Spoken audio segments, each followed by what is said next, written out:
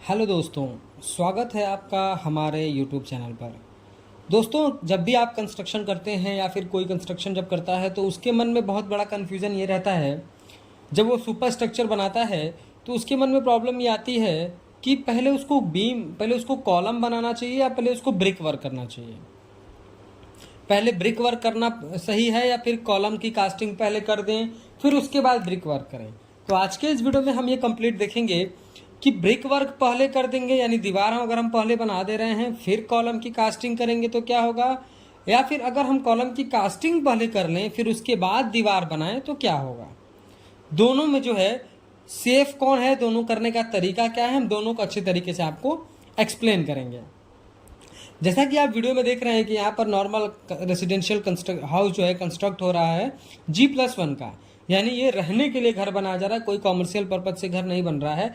G+1 यानी ground floor के साथ फर्स्ट फ्लोर की जो है कंस्ट्रक्शन होगी। यहाँ पर जो भी कॉलम की साइज रखी गई है वो 9 इंच बाई 9 इंच रखी गई है, जो कि सफिशिएंट है। और आप वीडियो में देख सकते हैं कि इसमें 6 सरिया यूज़ करा गया है 12 mm का, जो कि बहुत ही सही तरीका है। इस तरीके से आप कर सकते हैं। नॉर्मल जगह देखा जाता है कि लोग 4 सरिया यूज़ कर देते हैं, तो आप कम से कम 6 सरिया यूज़ करिए अगर आप G+1 के लिए बना रहे हैं तो।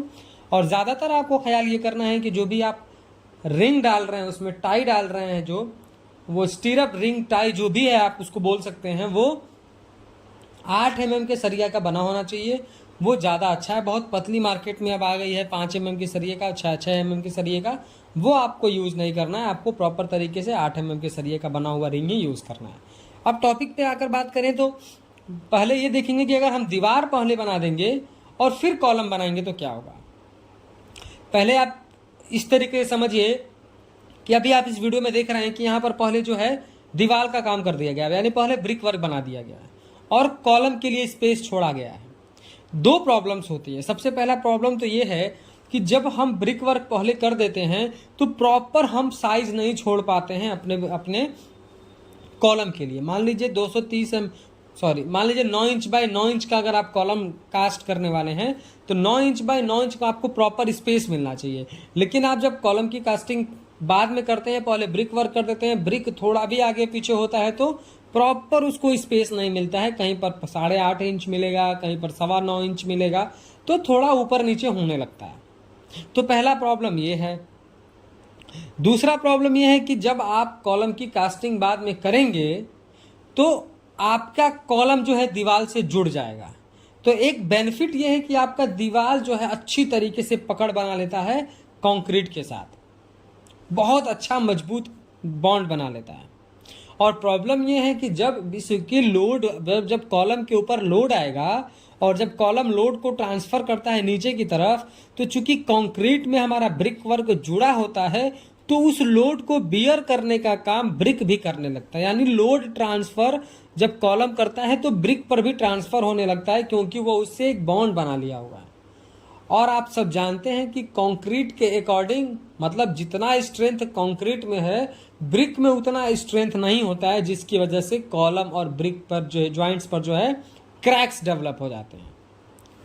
तो ये एक प्रॉब्लम है, जो प्रॉब्लम ज़्यादातर फेस करना पड़ता है अगर दीवार पहले बना लेंगे और बाद में कॉलम की कास्टिंग करेंगे तो। एक तो आप प्रॉपर तरीके से शेप नहीं दे पाएंगे।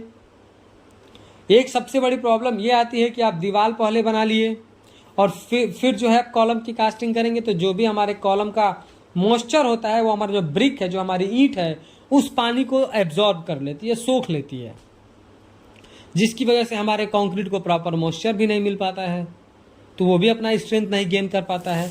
तो ये 2-3 प्रॉब्लम्स हैं जिसकी वजह से ज़्यादातर ये कहा जाता है कि आप कॉलम पहले बना लीजिए बाद में ब्रिक वर्क करिए। लेकिन अगर आप कॉलम पहले बना रहे हैं और ब्रिक वर्क बाद में करेंगे तो क्या प्रॉब्लम फेस करना पड़ता है। सबसे पहले मान लीजिए कि आपने कॉलम की कास्टिंग कर दी, उसके बाद आप ब्रिक वर्क करते हैं तो कॉलम और ब्रिक के जॉइंट पर क्रैक देखने को मिलता है। पहली चीज़ तो ये है। दूसरा, अगर आप कॉलम की कास्टिंग पहले कर लेते हैं, ब्रिक वर्क बाद में करेंगे तो आपका जो सुपर स्ट्रक्चर पहले बन के रेडी हो जाएगा, यानी कॉलम बीम स्लैब पहले बन के रेडी हो जाएगा, तो आपका कंस्ट्रक्शन का जो टाइम है वो थोड़ा कम हो जाता है, टाइम रिड्यूस हो जाता है। और अगर आप बीम कॉलम पे घर बना रहे हैं, यानी इस तरीके का स्ट्रक्चर बना रहे हैं जिसमें बीम कॉलम जो है बीम कॉलम पर ही लोड ट्रांसफर होना है, तो आप पहले कॉलम बना लीजिए, बीम बना लीजिए, स्लैब की कास्टिंग कर लीजिए, फिर ब्रिक वर्क करिएगा। लेकिन अगर आप इस तरीके का कंस्ट्रक्शन कर रहे हैं जिसमें सारा का सारा लोड दीवार पर ही आना है, यानी आप कॉलम नहीं डाल रहे हैं, तो पहले आपको ब्रिक वर्क करना ही करना है। लेकिन अब तो जितने भी स्ट्रक्चर बन रहे हैं सब फ्रेमिंग स्ट्रक्चर बन रहे हैं, क्योंकि सब में बीम कॉलम्स यूज हो रहे हैं। तो अगर आप बीम कॉलम आपने अच्छा इंजीनियर के ड्राइंग के हिसाब से किया है ताकि वो उसका 2 कॉलम के बीच में डिस्टेंस ज़्यादा नहीं है, इस तरीके की प्रॉब्लम्स अगर आपकी साइट पर नहीं है, तो ज़्यादा बेहतर ये है कि आप पहले कॉलम की कास्टिंग कर लें, यानी अपना सुपर स्ट्रक्चर पहले बना लें। पहले आप फाउंडेशन कर लें, ब्रिक, उसके बाद कॉलम की कास्टिंग कर लें, फिर उसके बाद जो है स्लैब बीम बना लें, बीम कॉलम के, उसके बाद स्लैब की कास्टिंग कर लें, फिर ब्रिक वर्क करें, तो आपको प्रॉब्लम्स नहीं आएगी। एक प्रॉब्लम ज़्यादातर फेस करने को पड़ेगी अगर आप कॉलम पहले बना ले रहे हैं उसके बाद ब्रिक वर्क कर रहे हैं, कि आप देखेंगे जनरली कि बीम और कॉलम के जॉइंट्स पर एक क्रैक्स दिखाई देते हैं। ये क्यों होते हैं?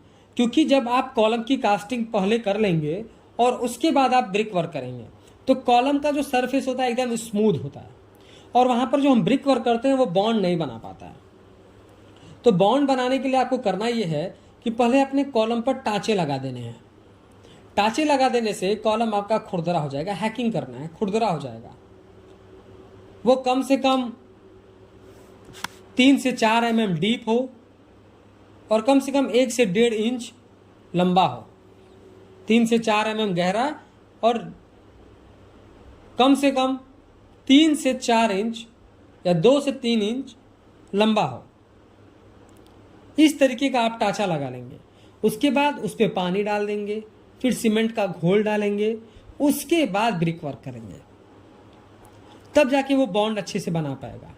लेकिन एक और प्रिकॉशन फॉलो करना आपको, जब आप प्लास्टर वर्क करेंगे तो बीम और ब्रिक वर्क, कॉलम और ब्रिक वर्क दोनों के जॉइंट पर, चाहे वो बीम हो, स्लैब बीम हो या फिर कॉलम हो, दोनों के जॉइंट्स पर आपको चिकन मैश यूज़ करना है, जिस तरह आपको वीडियो में दिखाया जा रहा है। और इस तरीके का चिकन मैश यूज़ करके ही आपको प्लास्टर वर्क करना है, तो आपको क्रैक्स डेवलप नहीं होंगे। सही तरीके से देखा जाए तो दोनों बिल्कुल सेफ है, आप दोनों कर सकते हैं। लेकिन ज़्यादा बेहतर ये है कि अगर आप पहले अपना सुपर स्ट्रक्चर बना लें उसके बाद ब्रिक वर्क करें, आपका टाइम भी रिड्यूस होगा और आपका काम जो है बेहतर क्वालिटी का होगा। दोस्तों, वीडियो पसंद आया तो प्लीज़ वीडियो को लाइक कर दें, और अगर चैनल पर नए हैं, कंस्ट्रक्शन से रिलेटेड ऐसे ही इन्फॉर्मेटिव वीडियोज़ इन फ्यूचर देखना चाहते हैं तो प्लीज़ चैनल को सब्सक्राइब करके बेल नोटिफिकेशन को ऑल पर प्रेस कर दीजिए। Thank you.